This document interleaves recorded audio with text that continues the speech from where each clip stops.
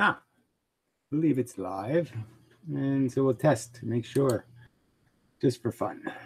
Looks like it's trying. Ah, I believe it's live. That's me. So that's working. So I guess we're ready to begin another saga and such.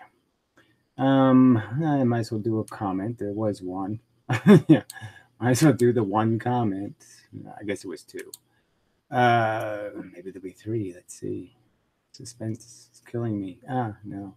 All right. So, Michael Falwell, thank you for taking the time to tackle my questions. I don't know if I did very well, but okay. You can thank me. I wouldn't have thanked me. My response was kind of short, shifty. Your explanations were very appreciated. I was thinking about the one going positive and the one going negative aspect. I don't know why it's not all that complicated a question. You're just basically saying that, okay, first off, that you've pretended that you created two completely neutral things. Like that's even possible in the first place, like two grounded things, and that you can separate them from ground and that they aren't automatically starting to do something as soon as they get back, as soon as they're disconnected from the ground. But anyway, let's play along. I think it's safe to say there is certainly an opposite thing taking place, but are they inherently equal? I'm just saying we know that magnets flip. Okay, we know that's what they do. To accommodate whatever field they're in. And the argument's just kind of a magnet argument. It's just that who's going to flip more positive or more negative before the other guy does, so to speak, and start a chain reaction that wins. So whose chain reaction wins? And I think, as I explained with the orbit thing, I think it just ends up being whoever was ahead in the beginning is going to end up being ahead in the end. But anyway, I won't redo the same explanation. I just did. I think it's safe to say there is certainly an opposite thing taking place, but are they inherently equal? Well, that's a speculation. Is that they say that regular magnets, the south end, the S end, is a little stronger than the N end. They say. I've heard that. I think it's a marginal difference, but I don't know how they exactly can even measure that difference. But whatever.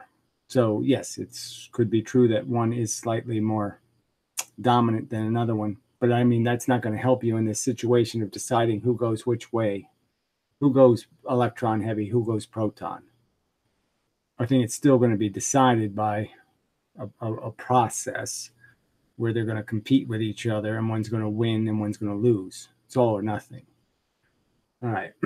Maybe one force is just slightly more dominant than the other. Yes, it's always going to be one electron is sticking out just a little bit further than the electron on this side, kind of thing. And it's also the angle that the two, you're never going to be able to bring two things together perfectly evenly. So, there's going to always be a bias. And so there's be something that has a little more of a bias.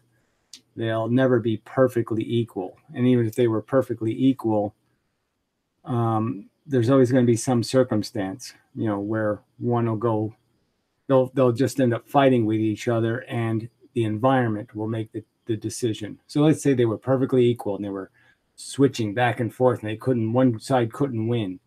One electron will fly from space, a photon. One photon of cosmic background radiation will hit one of the plates, make it more positive, and decide the fate of the two plates. So it's going to get decided one way or another. It won't stay undecided. And it will be all or nothing. Once it starts going one way, it'll go all and all.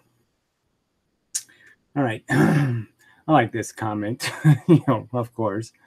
Your theory is too beautiful not to be true. Well, I mean, just the fact that it does the gravity thing, the magnetism thing, the nuclear force thing, it explains charge. I mean, these are all huge. Now, the subject of today's conversation is the one glaring liability, which is a stupid drag concept, which is a drag, but it does have to be dealt with. I think it's obviously something, there's a reason And just finding the reason is all you have to really do. But why drag isn't an issue. Clearly it's not. And it isn't for some reason. And it's just finding that one little reason. It would be a problem for any, if Einstein didn't make gravity bent geometry, you'd have a drag problem. I mean, if you make anything a real force, and technically virtual photons are kind of a lame, no energy source. Obviously, I can't complain about drag when you're using non-energy, right? So I can't even accuse them of having a drag issue because they don't even have a real thing in the, it's the invisible man argument. I mean, obviously, there's no drag for God, so a God theory is not going to have a drag problem. But any real mechanical theory is always going to have to deal with this drag problem. All right, what's beautiful about it, says this asshole, time dilation. So another sock account, of course. According to his theory, he is a robot. So here he completely changes the subject. And anybody would argue that we're something other than programmed robots, in my opinion, is a really poor scientist or a really ignorant person. If you think you have some sort of knowledge that you didn't have to acquire, okay, you have some sort of skills you didn't have to learn, that you didn't, in fact, have to be programmed to say what you're saying in the language you're saying it, then you're really fucking stupid. These are all just habits I have. And that's essentially the same thing as the habits any machine has. They're just, you press the right buttons, you get this outcome, period. So if you think we're something other, you're an idiot. Yet he blames other robots for not being like him. I don't blame them. I just point out how robots should be able to pick up the idea of 2 + 2 = 4. It's not that complicated. And they should be able to pick up things like, well, I want to go to the grocery store. I shouldn't kill people to do that because it's really not important enough to kill people for. They should be able to do rational risk equations and understand when it's legitimate to risk somebody else's life and when it's not legitimate to risk somebody else's life, that kind of stuff. The certain amount of logic knowledge should be universally accessible. 2 + 2 should be a universally accessible concept, and the concept that I shouldn't harm other people to have what I want should be kind of universally understood. All right, I meant his physics theory. Back to Samuel. So what? Question mark. There are robots that are good at what they do, and there are robots that are bad.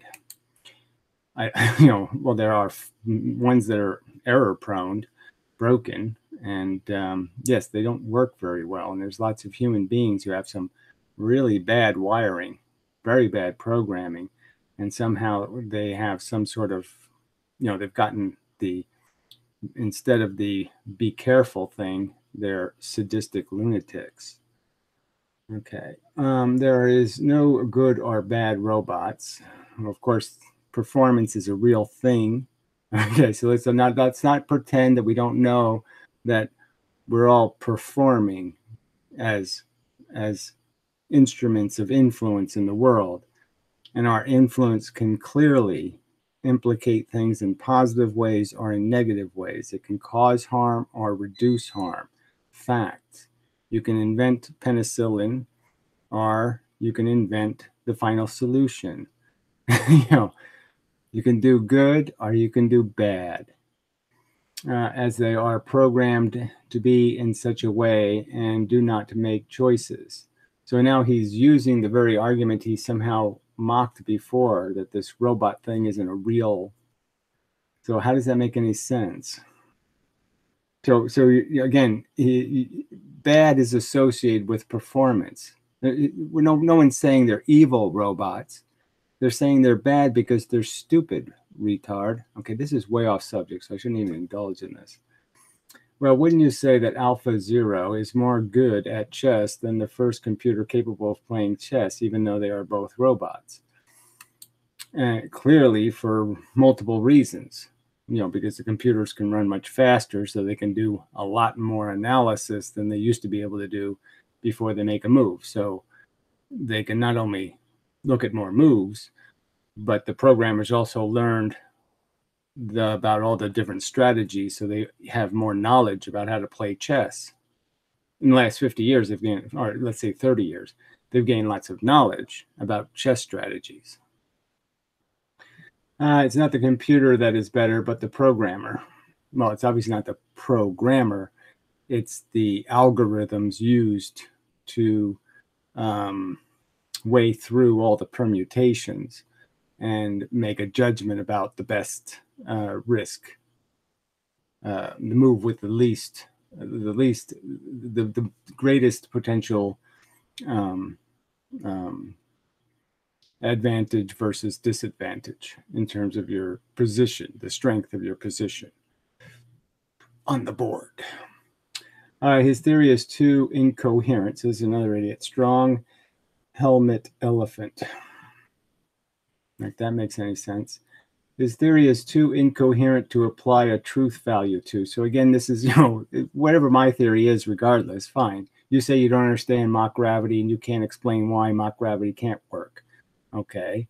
You don't understand the idea of a charge being created by filtering a force. That's somehow incoherent. You can't even understand how a filter works.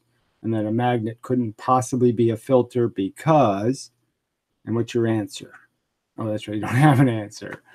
I mean, it's just so bad. And so I've asked these simple questions about your theory, and the fact that you got a lens that's the wrong shape for your gravitational lensing, besides the fact that there's no gravity where the lensing is supposed to be taking place. All right, so this is AKK. It's not even wrong. So there's a phrase that just, who but an imbecile ever uses this phrase, this not even wrong? Who but a troll uses this phrase? That's a coward's phrase. Somebody who can't make an argument says something this stupid. Oh, it's not even wrong. I clearly can't show material evidence of the non-existence of God, but I'm not afraid. I don't cop out and say, oh, it's a not even wrong theory, God. No, I'll just make an explanation how it has absolutely no difference between the theory of Santa Claus and the theory of Jehovah. They're based on the same kind of crappy evidence. That the three bears are just in the same category. I can make up any kind of story, and morons will believe it. And then I could just point out how the God's fable doesn't make any sense, in the sense that if all the disciples actually had magic powers, that is, they could heal the sick, truth, okay, Jesus gave them power over sickness.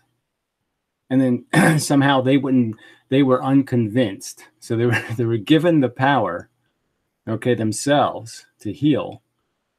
And they were unconvinced that Jesus was God.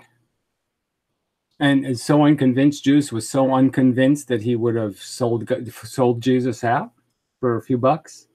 I mean, he really didn't do it for the money. He did it because Jesus was an asshole and said stupid things like, the poor will be with you always. Oh, here I am, the Savior. I've come to save the day. Oh, but I'm not going to fix that poor thing. No, there's still be poor people.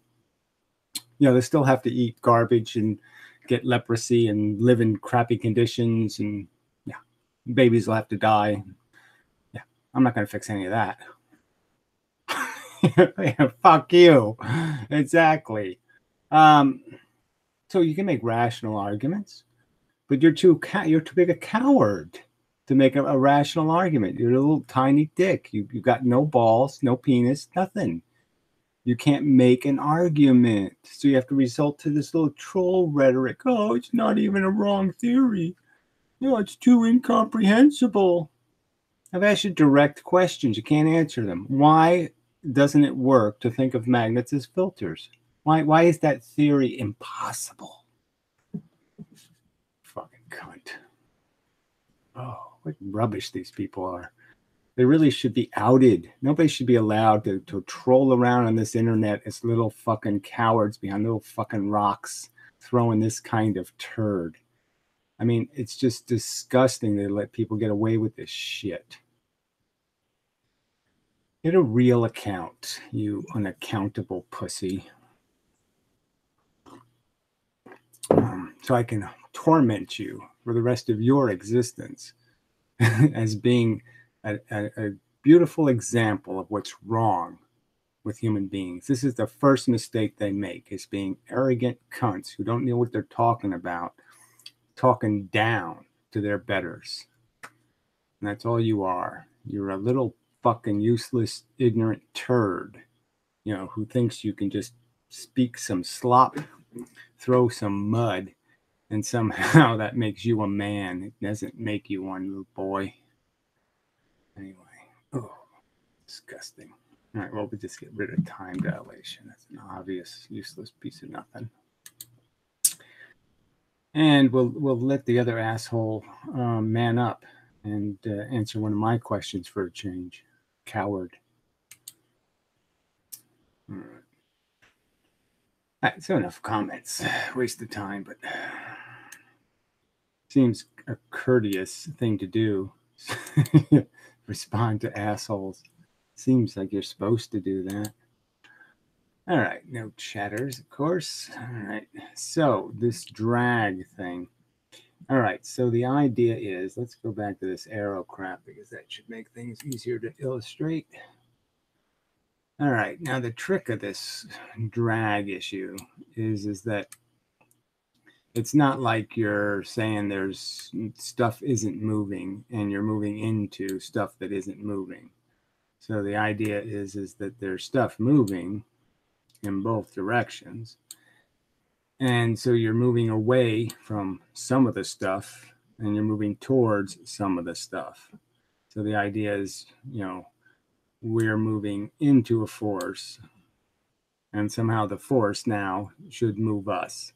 Now, if it was baseballs we were talking about, so if you thought of these arrows up top as baseballs, and you were going to run into the pressure of the baseballs, and say they were going 30 miles an hour. We probably should use tennis balls as a better example. And so the tennis balls are traveling at 30 miles an hour, and they're coming at you. And so when you're standing still, they're hitting you from both sides. Now, when you run, you're going to end up moving into some of the tennis balls. And with tennis balls, the catch is you'll increase their velocity, right? Because your velocity, that is the velocity you're moving into them with, say if you're running at 20 miles an hour, okay, and so you're going into a field of tennis balls moving 30 miles an hour, then every tennis ball you hit is going to be like an impact at 50 miles an hour. So it's going to increase the force of the tennis balls. Plus, you're going to end up hitting more. We're going to be hitting you forward, the way you're running, then we'll be hitting you from the other direction, theoretically, because you're running away from the ones going the other way. So fewer of them will hit you because they are not perfectly aligned. There's some coming at different positions. They're not all on the same frequency. So they're at different positions. So, so the catch would be is that the ones that hit you from behind, you will barely, you won't feel them as much because you're running 20 miles an hour. They're moving 30 miles an hour towards you, which only means 10 miles an hour for the impact. So you're getting 50 miles an hour in front of you and only 30 miles an hour impacts behind you. Plus, you're getting more impacts in front of you and less behind you. Now, I don't know if anybody's done the math for that, but is that the way it works? Is not only do you get the increased velocity of the impacts, so that's an increase in the momentum of the impacts themselves, but you're also getting hit by more from the front. So when they do hit you, they hit you at a greater speed, 50 mile an hour momentum, and you get hit by more versus 10 miles an hour from behind, which is less than you were getting hit before, plus you're getting hit by less. So you would think that there would be both of those things would have to go into the equation to figure out how much the impact changes, the pressure changes as it hits you. Now, the problem with this force idea is that the force is moving the speed of light. And the force is only going to be hitting, technically, other stuff moving the speed of light. That is, little tiny bits inside of electrons, let's say. And so all of these interactions are really going to be all the same speed. You won't be able to change the speed of the interaction. There won't be anything going 30 miles an hour hitting something going the speed of light. The interactions will always be with something that you either think of as being still, not moving, or something you think of as moving the speed of light, and it's going to be one of these perfect reflections anyway. And so it's really just about a position where the impact happens, but you can't increase the momentum is the point. So with the photon example, the drag issue of real space, where you're traveling through space and there's these little bits moving the speed of light, and you're hitting more of them in the direction you're going, therefore your velocity should decrease. Now the catch is, I should reemphasize, so in these real matter circumstance, it's not baseballs, just like photons aren't baseballs on a bus, you know, where you can throw the baseball and it picks up it does the math. And so, you know, when you're throwing the baseball, when it feels like you're throwing the baseball straight at the other person, you're technically throwing the baseball ahead of you, you know, because the bus is moving. And the baseball actually travels the diagonal path. It doesn't travel the back and forth path. Yeah, photons don't do that. Photons don't move two directions. All right. So there is no increased momentum of the actual interaction. So it is always going to be speed of light, speed of light. So it's like this pressure thing. It's just arrow hitting arrow. And all we're really talking about is where that event of hitting happens. There is no extra momentum. So all there are extra impacts from one direction than from the other direction. And those impacts technically should lead to something we call acceleration, or in this case, deceleration. It should slow you down. It should be drag. All right, so I've sort of pointed out in the last video, we're doing some discussing about the consequence of this idea of trapping motion. And I guess let me draw it first as the arrows, because it might be best to understand it that way.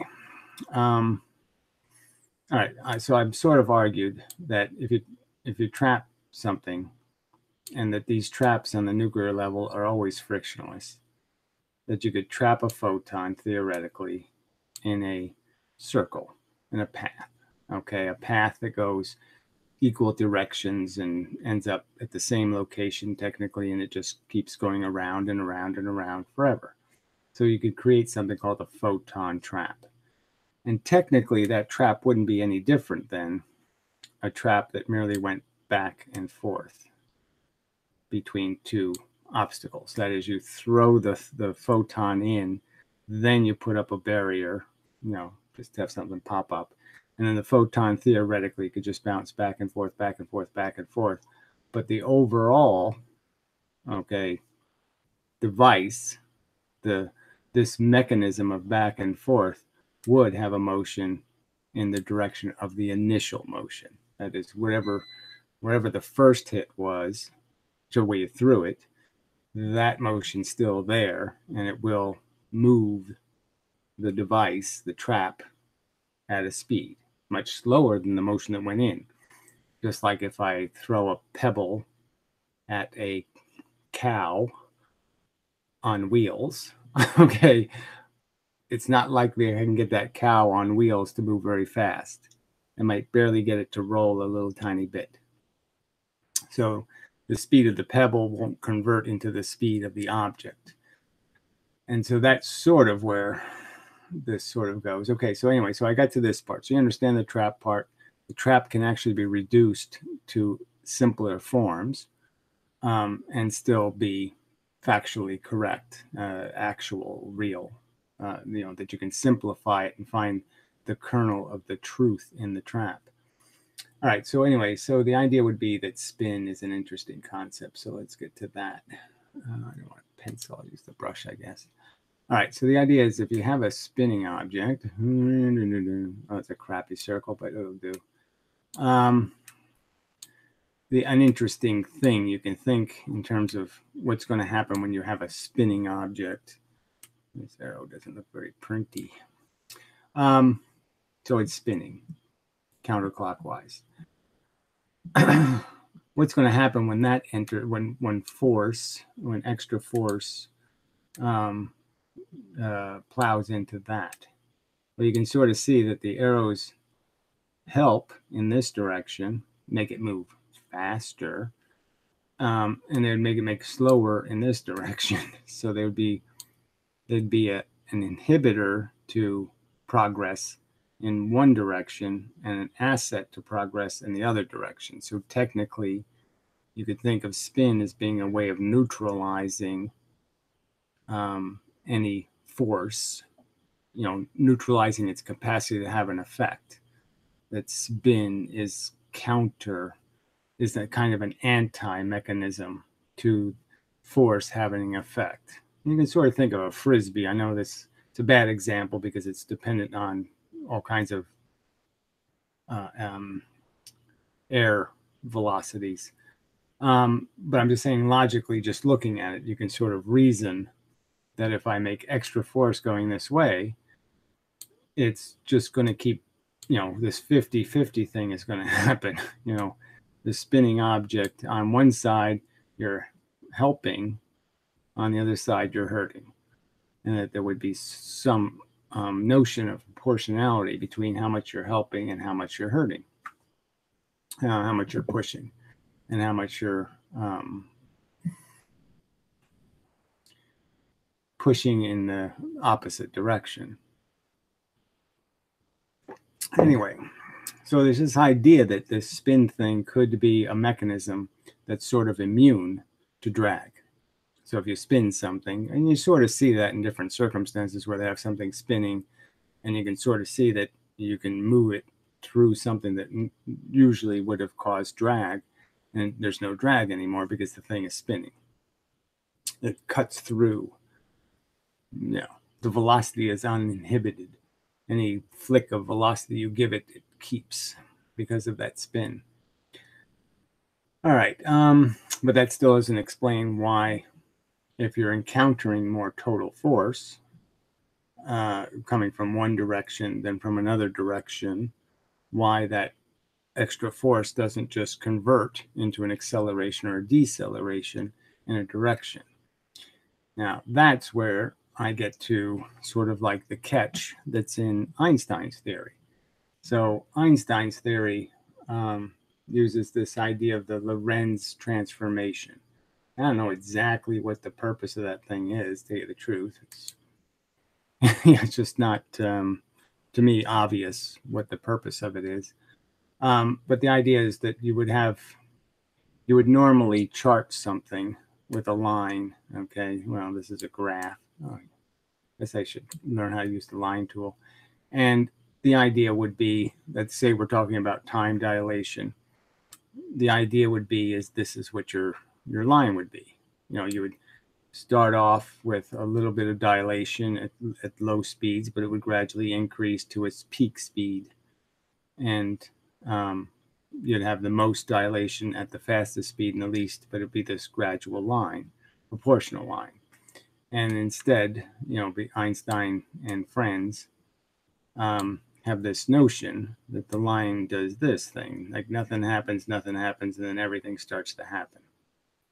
So only at very high speeds is there any time dilation.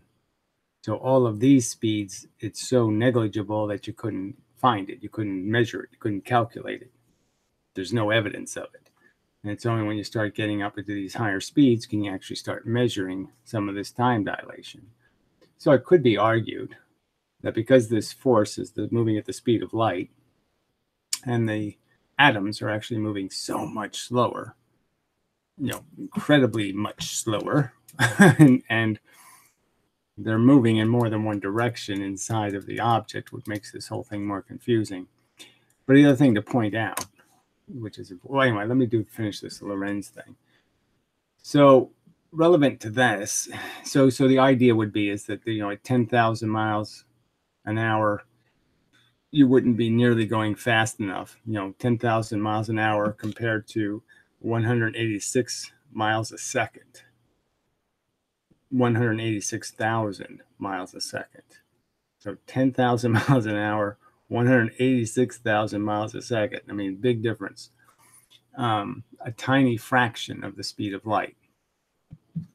That small of velocity is so small by comparison to the speed of this force that you won't have enough differential in these two as you're moving so pathetically slowly that you won't notice the difference in the pressure, because the pressure is hitting you from both sides at the speed of light, and you're moving so slow that there's just not going to be enough of a perceptible difference in the amount of stuff you're going to hit because you're moving so slow.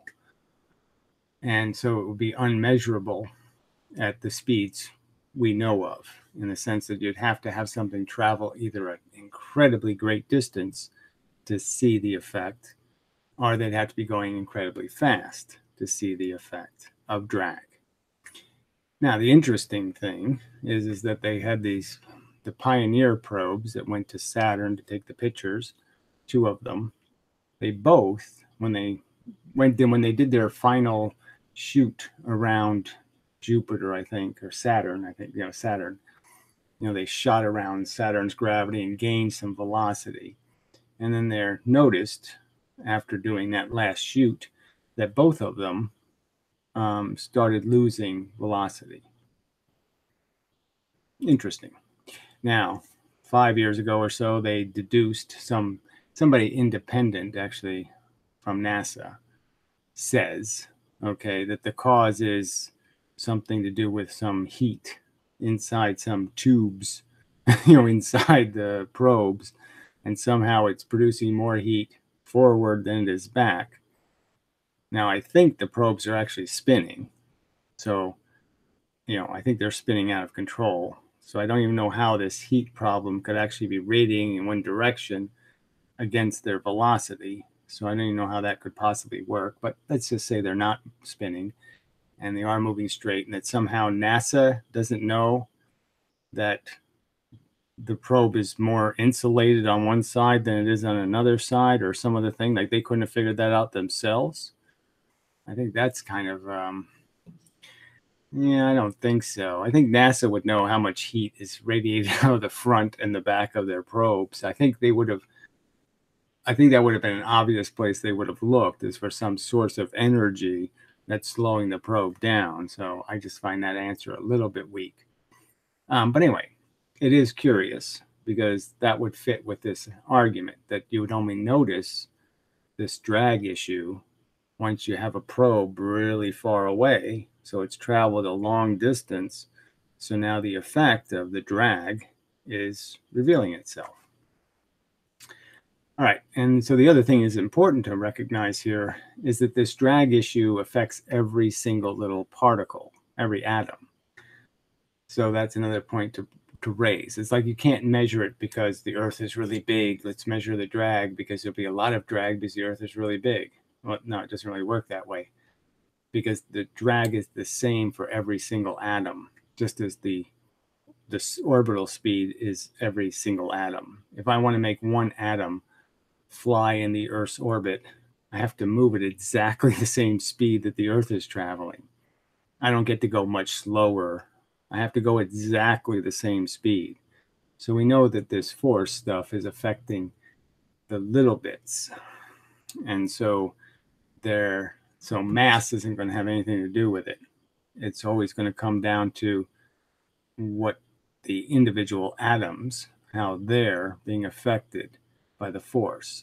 So now we're reducing it to an atom, and you're basically saying the comparison is kind of like the photon to the atom. All right, so they have these comparisons where you can do the Earth is to an apple what an apple is to an atom, and perhaps what an atom is to a photon.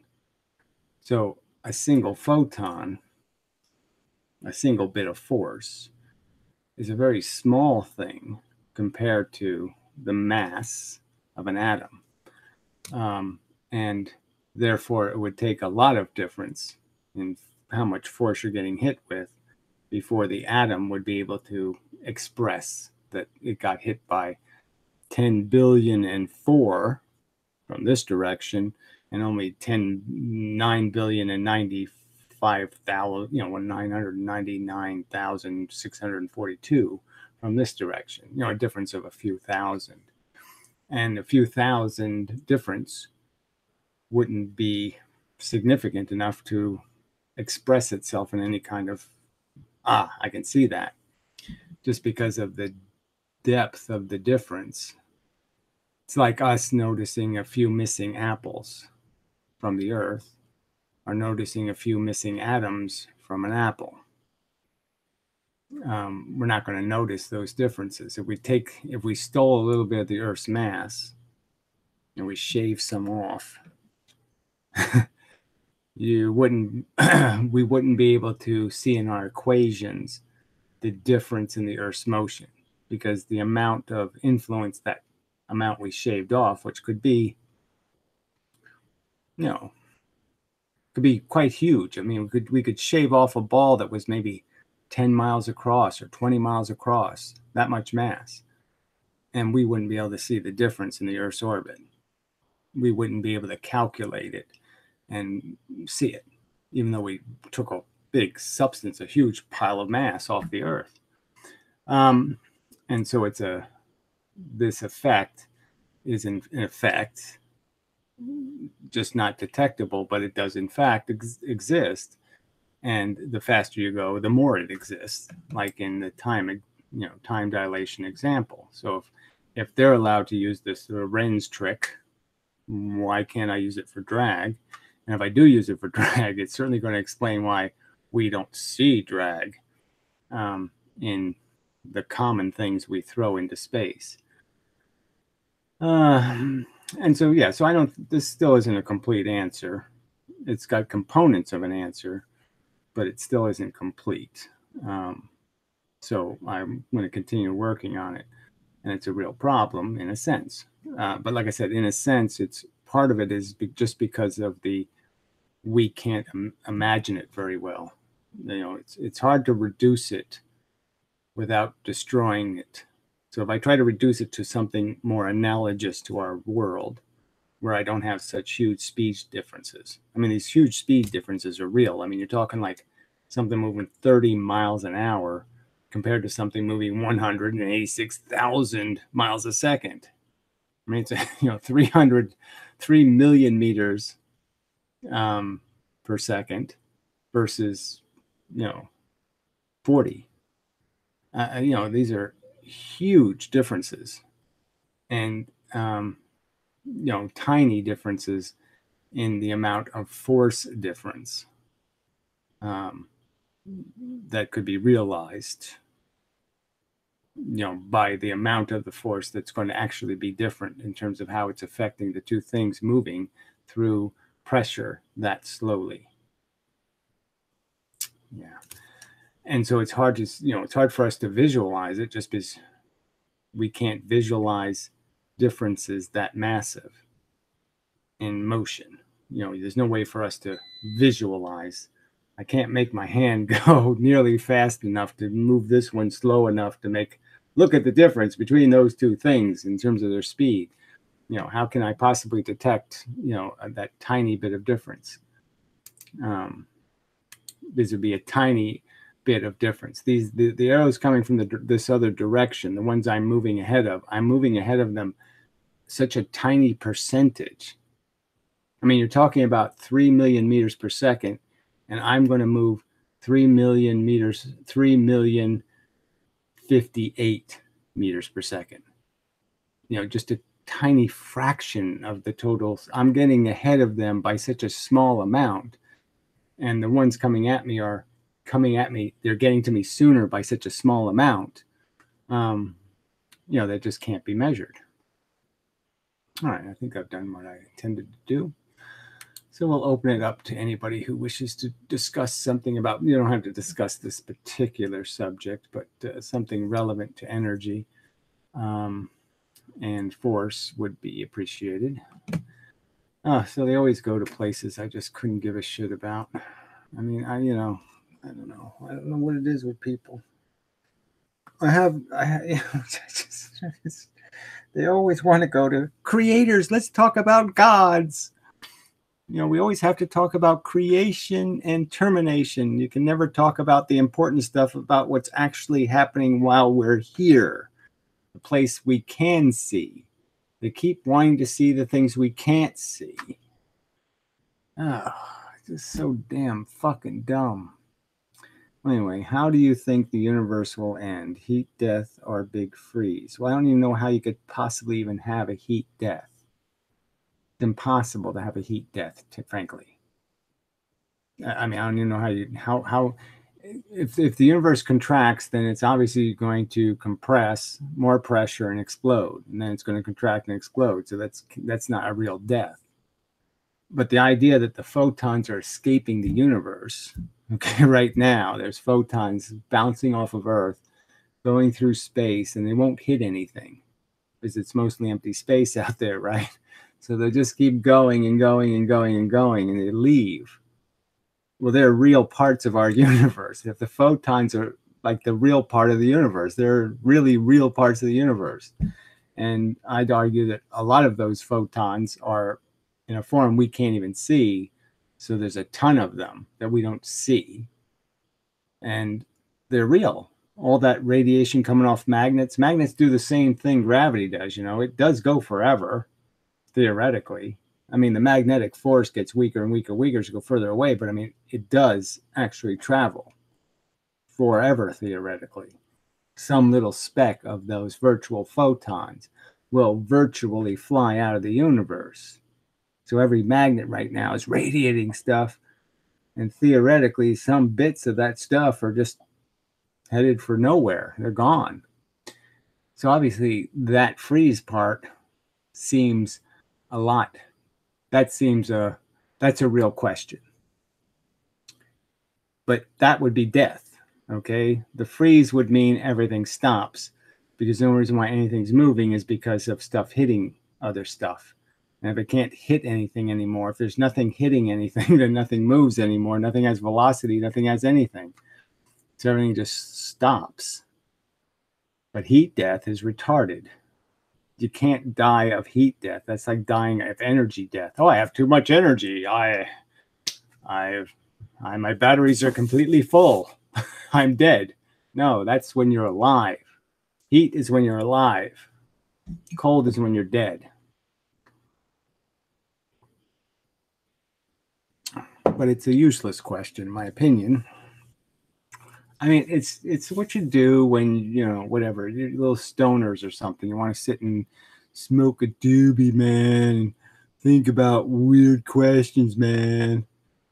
Whatever. But it has nothing to do with my agenda here. Nothing. I'm talking about getting to the elemental function of the universe and whether it's made out of fucking idiotic virtual photons and bent geometry or whether it's actually made out of a physical functioning forces. I mean, I don't know how you could have missed the fact that that's what the agenda of this channel is. It is not. I'm not doing metaphysics, physics that we can't really answer. There's no source of evidence. There's no footprints. There's no DNA evidence. There's no fingerprints. It's just a crime that can't be solved. You're not going to figure out who done it in this case. It's the statute of limitations is long past. You're just, this is like solving a 7,000 or 8,000 year old murder. What do you think the odds are? Pretty thin, I'd say.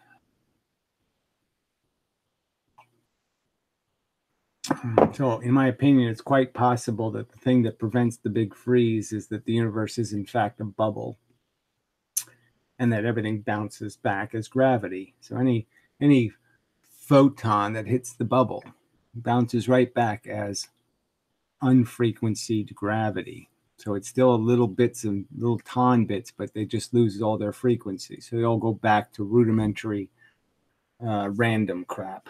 And that's why gravity stays consistent, is because all the energy that goes out comes back in. And so the universe is has no beginning, has no end, blah, blah, blah, blah, blah, blah. Or else you could say it's a fart. God farts in the bathtub and we're the bubble. You know, who cares? Just doesn't have anything to do, in my opinion, with any subject should be important to a human being, because we should know that we evolved here from fucking green slime, and we're the manifestation of the evolution of a DNA molecule. There is no agenda in the universe. There is no brain running the universe. It's just a mechanical system. It's a Rube Goldberg universe. And there's no Rube Goldberg, okay? No, nobody set it up. It's just junk, and the junk bangs into each other, and it creates patterns because of the pattern it has built into the way the junk was thrown in the drawer, you know.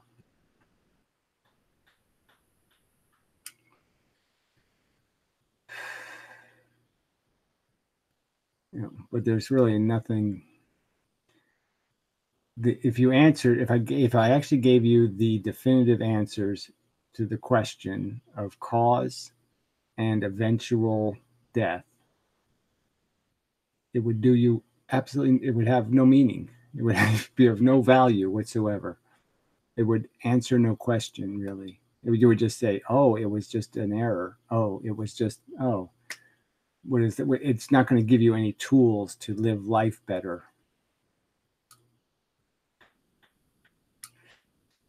I mean, even the idea of worrying about stuff that might happen a trillion years from now or a billion years from now, it just seems kind of ludicrous, right? You know, the human race is going to be dead long before the universe freezes. And I mean dead in a way that's, we're not just going to be dead as a species. The Earth is going to be dead as a planet. It's going to be broken into little tiny fragments of stuff. All the heavy metals will be moved around. Everything will be changed. There won't be anything recognizable. There won't be a single brick left. There won't be a single human formed or shaped object.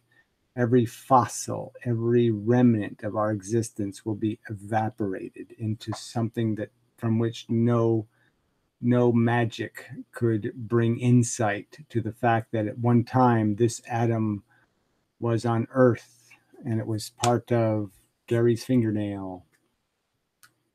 There'll be no evidence of anything.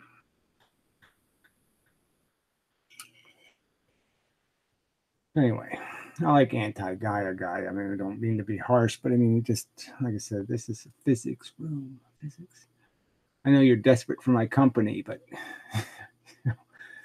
physics should be about physics, not physics for which nobody has. Nobody can give you an evidence-based answer.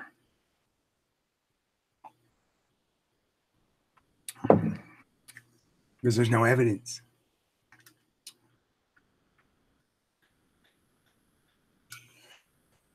Looks like we are basically headed for turning the planet into Venus pretty soon anyway. Well, there is cascade effects. It is an interesting subject. Venus is obviously a lot hotter than the Earth. But you really can get there from here, you know, if you do turn all the water into vapor, because that is essentially water vapor is a greenhouse gas. Lots of things turn into greenhouse gases. And so, you know, there's this whole issue about the methane that's all trapped in the tundra and all that other stuff. And that's all trapped for a reason, right? That was all biological life that shoved that shit into the ground. But the one too was either, you know, it's sort of interesting. It's the plate tectonics thing, you know, where the plates drive under each other, and that's how the oil gets so deep in a lot of cases. and that the plates are essentially burying carbon, you know, in a sense where the plates riding over each other, they're taking a bunch of biomass that would have been available to go back into the system, get back into the carbon cycle. And it's basically taking that carbon and driving it underground where it can never get back out unless we let it out. I mean, it's buried forever, essentially, right? I mean, it's so deep, it was never going to get out on its own, you know, unless a meteor hit or something. So in a sense, we can just deduce that cooling was inevitable because of the fact that the Earth was slowly but surely going to keep burying carbon, and keep making it unavailable. So it's sort of an interesting subject in that sense. And then the fact that we have taken all that, half the oil, right? That's the estimate. We've taken half of it out of the ground. That's a lot, right?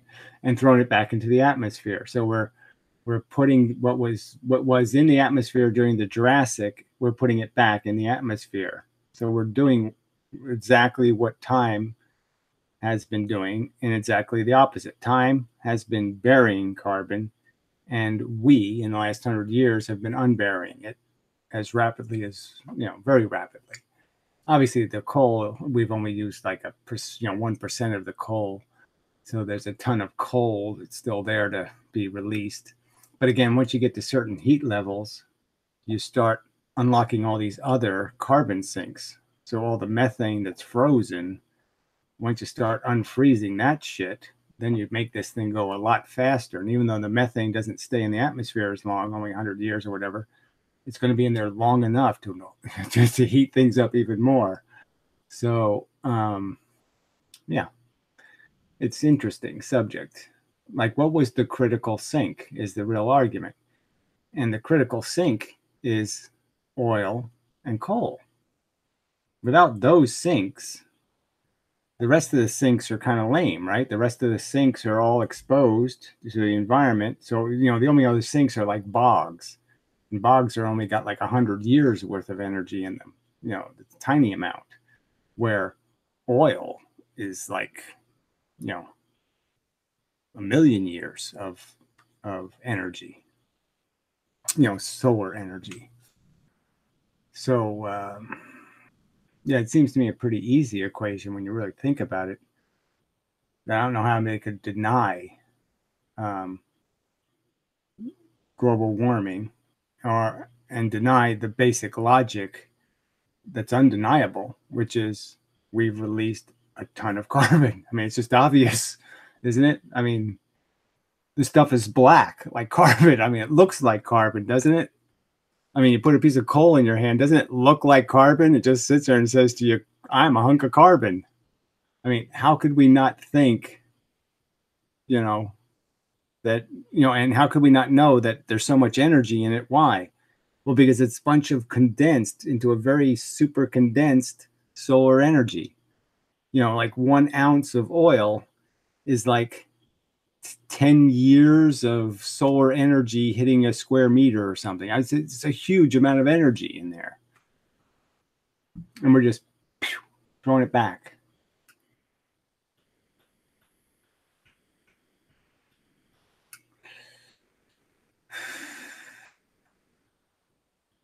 Head. Looks like we're basically headed. I don't know what you mean by head. Why did you write that? Explain yourself.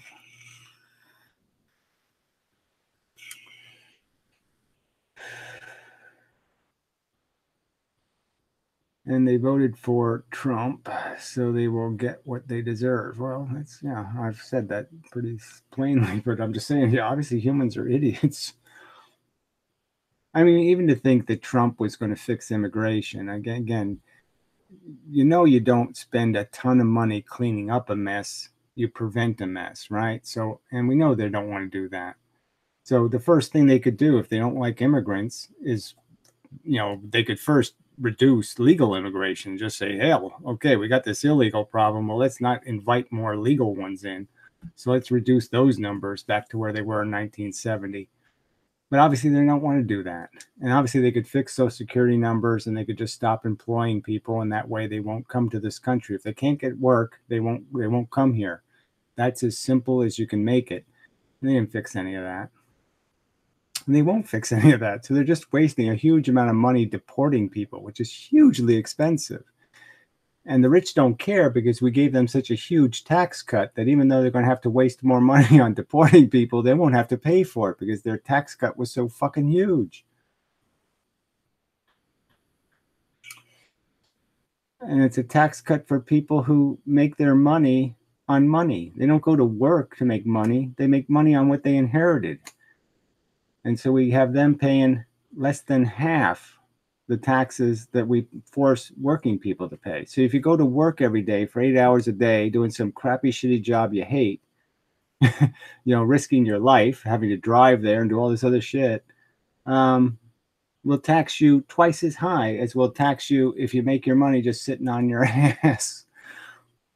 Just sitting on your ass, just saying, oh yeah, I own 10 different stocks, I'm diversified, and I have a guaranteed income of 6-8% a year. Don't have to do a damn thing, and I don't have to pay real taxes on it.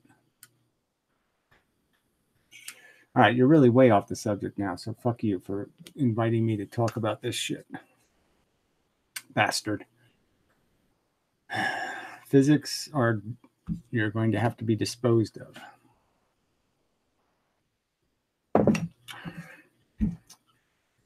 Bastards. Talk physics. It's right in the fucking title.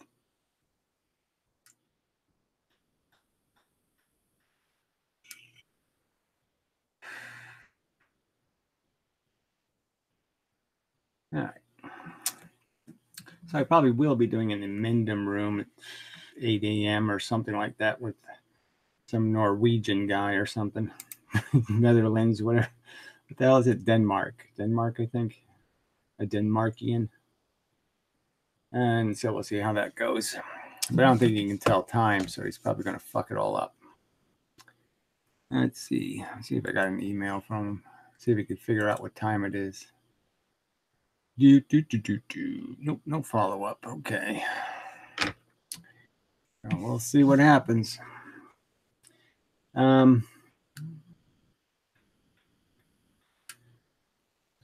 And some other guy is supposed to inviting me to be in his room, I think. I think that's what he's doing.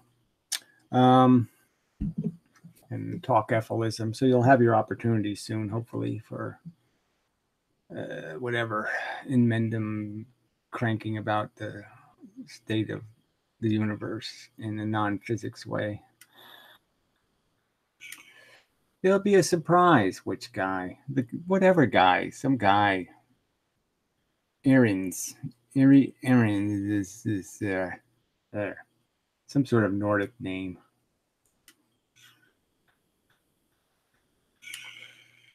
He's the PS Courageous or something, or the NP, whatever the hell his name was.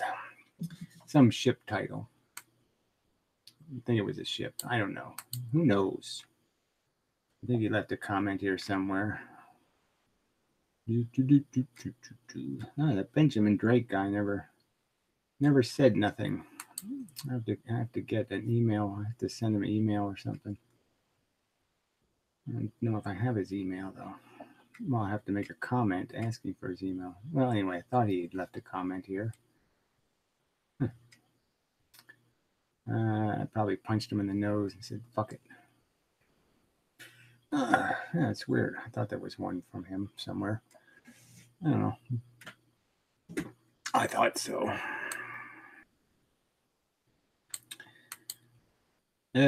Force, that's not what I want. I want this. I don't need to really draw anymore, though. Done drawing. So I'll just wait and see if somebody else has anything to say. If not, I'll get the hell out of here. I really wish there was people who wish to have conversation about physics. It's just amazing how dry this is.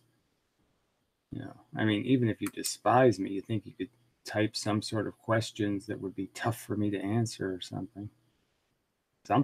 Besides invading my personal life and shit. Just amazingly lame. The opposition is 15. Yeah, well, we were at 14, but popped up to 15 just for me. Appreciate it, Mr. 15th person. But, you know, it's no point in showing up because people just don't have anything to say. And I'm already did my spiel for the evening.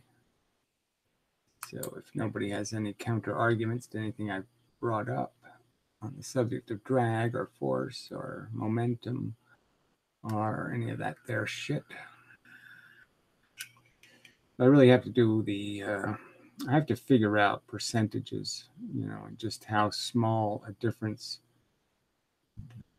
is this, like I said, this motion means relative to pressure being created at the speed of light. I mean, this motion is so small compared to the motion of the force that would it be a detectable drag if there was drag?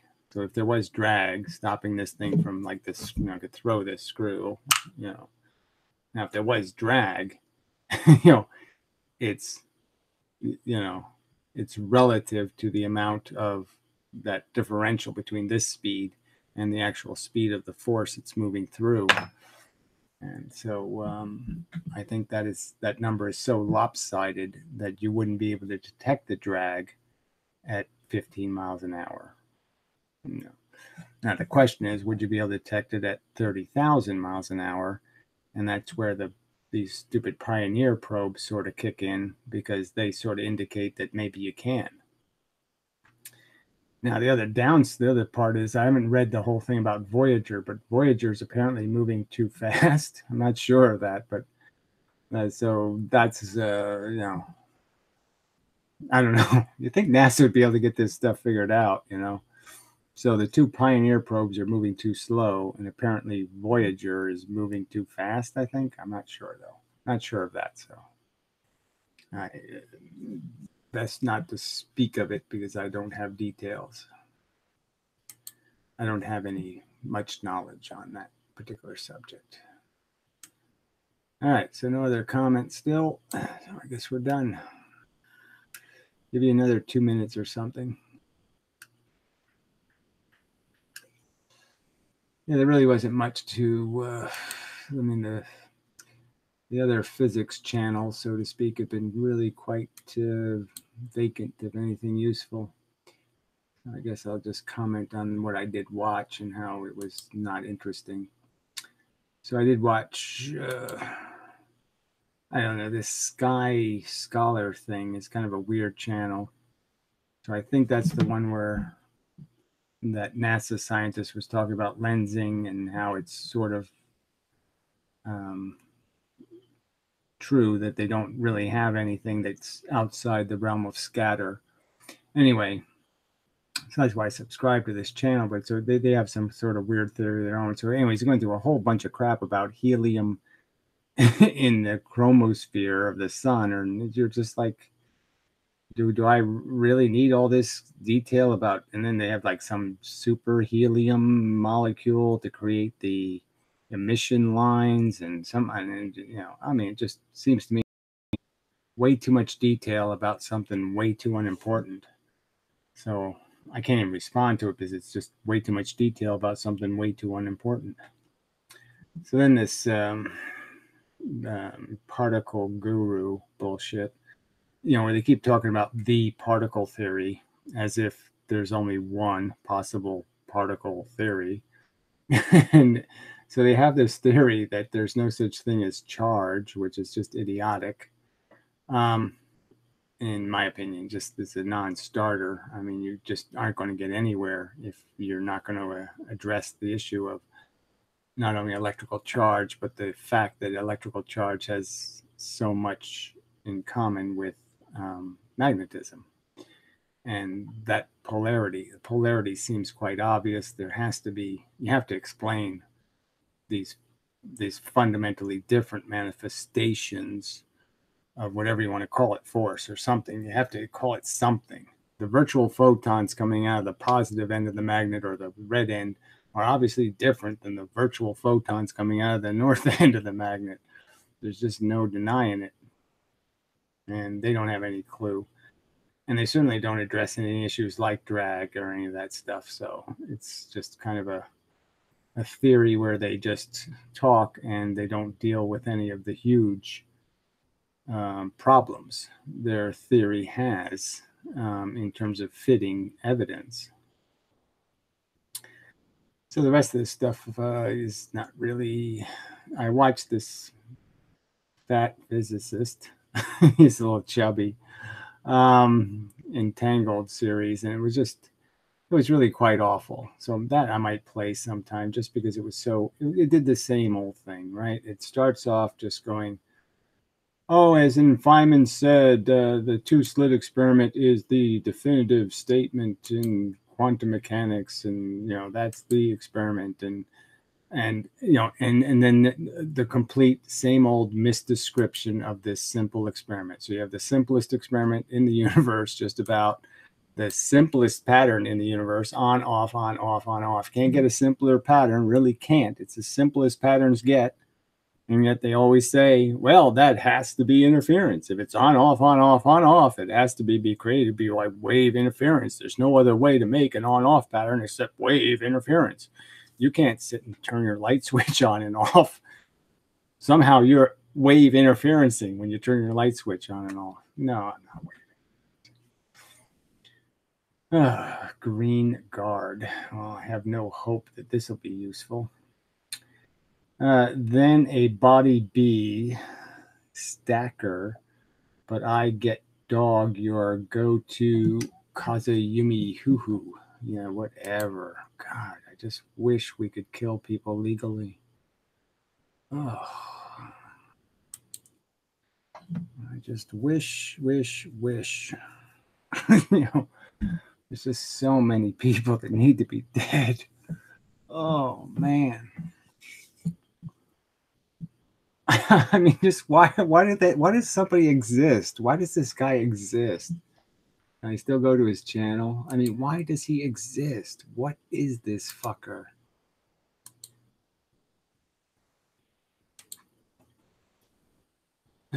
Green guard, 1 subscriber.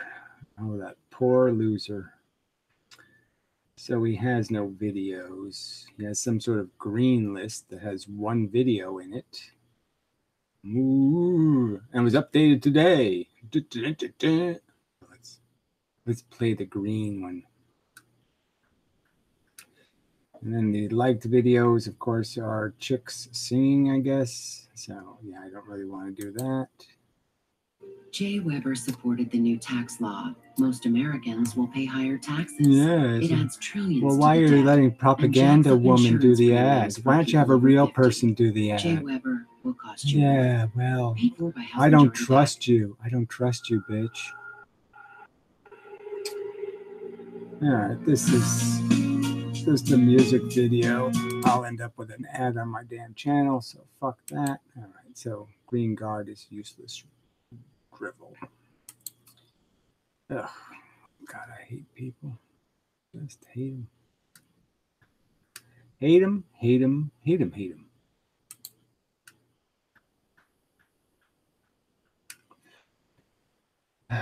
So McGoofy, Mark Giffey. NASA is BS in Mandem. Yeah, right.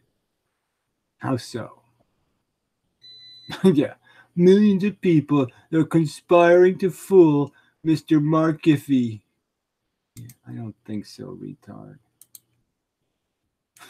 It's just so stupid, these conspiracy theory kooks. So another guy, it just should be, look, just do the abortion on him.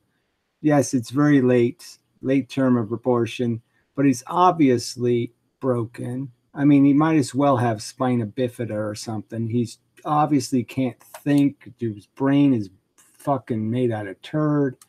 Just useless. 216 subscribers. Let's see what he's got as videos.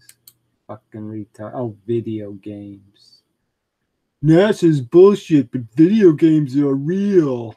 I like shooting stuff. Oh, God. Grand Theft Auto. Yeah. Oh, yeah, you're an adult. Not even close. Oh, pathetic. God, have I said I hate this plant? I just can't fucking stand this shithole. Fucking assholes everywhere.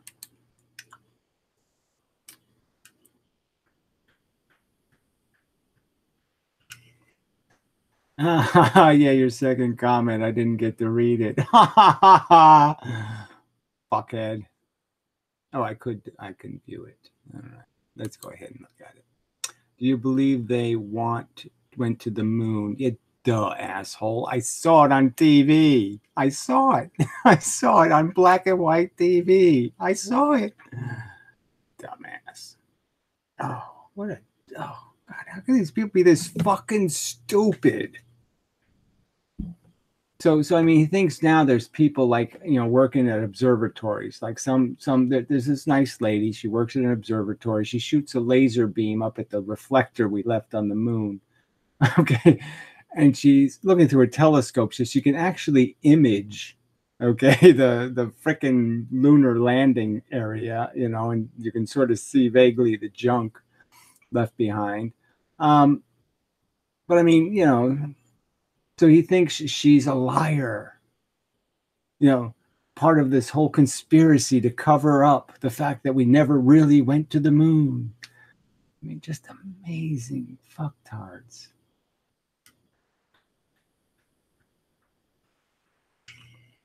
Oh, I mean, you just want to, I don't know how other people don't say kill them.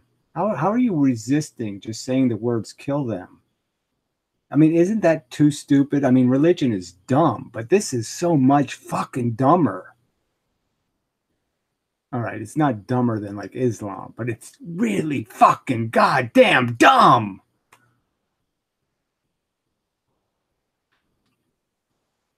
I mean, how do all you people not say kill them? Yes, kill the government should kill these people. Not in a malicious way, just humanely put them out of their fucking retardation. They're too stupid to walk free and they're too expensive to keep in a pen. So just kill them. Just cull. We need to cull the human race because this shit shouldn't breed, that's for certain. But it shouldn't walk among us either. This fucker is too stupid to walk sidewalks.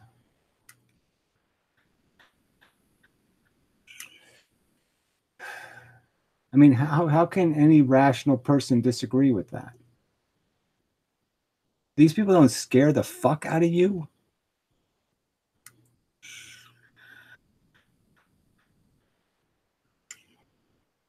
I mean, it's 2018. I mean, we got all of this computer technology, all this stuff, and there's idiots this fucking stupid.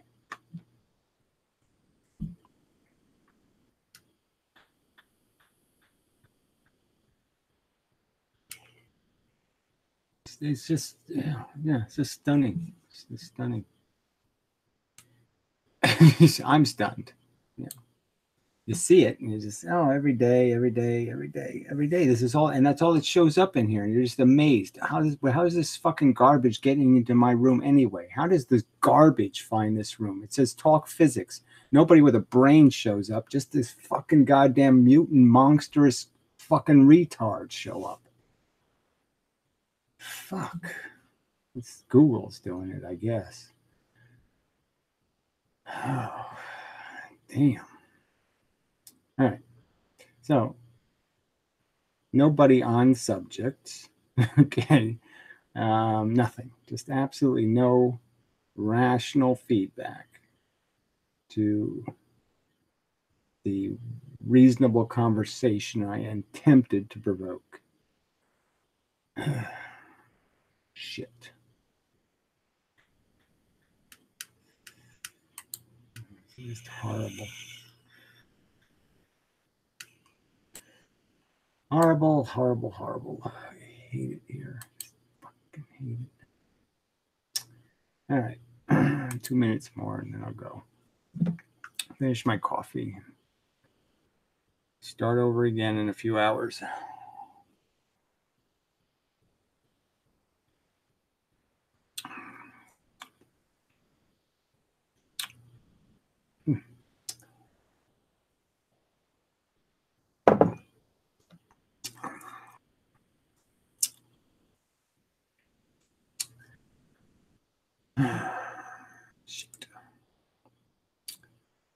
All right, no emails. Okay.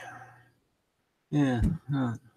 No, it's even all these. Well, since I'm way off subject anyway, it's got like a random call from a guy last night. It's okay. So, all right, I did some. I answered his questions. Blah blah blah. It wasn't on physics. It was on whatever philosophy. But it's just kind of funny how people think, that I don't have anything better to do than individually tell them my life story and go into all this stuff about why I think something and blah blah blah. you know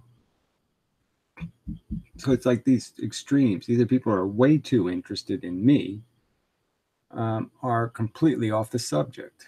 I mean, it's like it's like they're either sticking their hand up your anus or they're avoiding you like the plague. I mean, it's like there's just nothing reasonable in between. It's worse than just love and hate. It's even more extreme than that.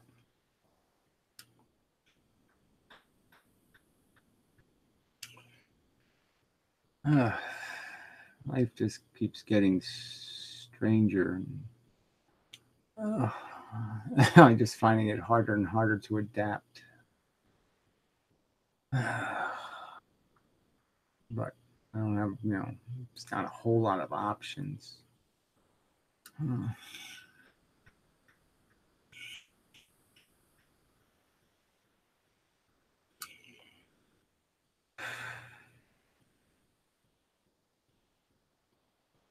Yeah. All right. So, I guess that puts it to be all there is. Hang on. So I spent the whole day doing this. No notes, going over all this drag stuff, trying to think of different ways this works. And, yeah. No, still some work to do. It's sort of the big one. It's the one little problem that still has some gnarly bits to it. The rest of it all seems to fit really nice.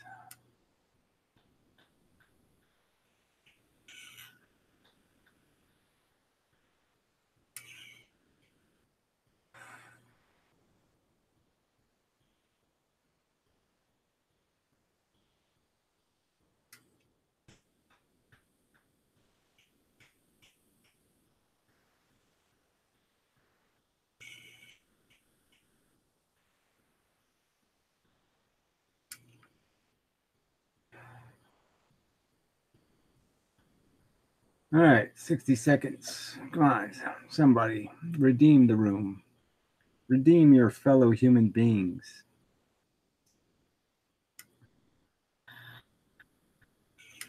Prove you're not all fucking imbeciles. Come on, you can do it.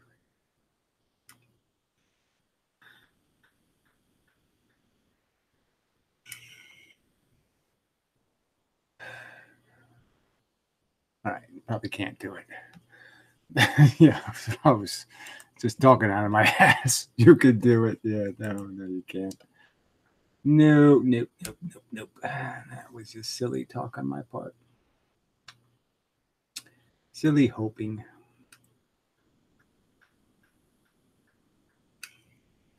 All right, so till the next time and such, when we will attempt another discussion about something interesting in the subject of physics, the function of the universe, the function of us, the function of all of the stuff happening around us that apparently nobody could give a rational shit about. All right. I'll give up. I'll acquiesce to your imbecilities. 12. Yeah, not a very good number. But I can't do anything about that either. Yeah, it's only Thursday night. It should be okay. Thursday night. Anyway, till next time, bastards.